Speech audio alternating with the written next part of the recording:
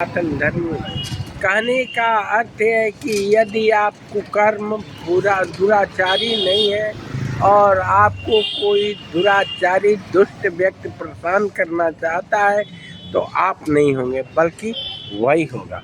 कहते हैं कि एक महर्षि पूजा व्रत तपस्या करते थे। एक शैतान देख कर तो उनको डरने लगा और पेड़ पर चढ़कर एक बहुत बड़ा मधुमक्खी का छत्ता था जो कि काट दिया कि महर्षि जो तपस्या में लीन है उनको काट करके और बर्बाद करते, उनके तपस्या भंग हो गई।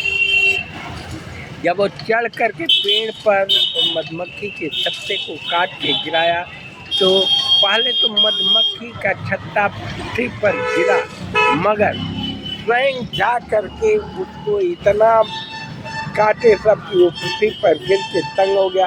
और जब महर्षि जी ने देखा तो क्या किया, अपने कमंडल से जल उठा करके जब फेंके पुनः सब मधुमक्खियाँ जा करके पेड़ के उसी डाली पर पुनः लग गए। कहने का तात्पर्य ये है कि मैं आपको एक अवहेलना नहीं करता, आपको प्रताड़ित नहीं करता। कहने का अर्थ यह है कि जो अच्छा कर्म करता है उसको अच्छा ही फल मिलता है, और कोई किसी को बुरा सताता है, बुरा कर्म देखना चाहता है तो उसका भला न होकर के अनबन ही होता है, और जो सत्य मार्ग पर रहता है उसका उदय हो जाता है, उसका ठीक हो जाता है।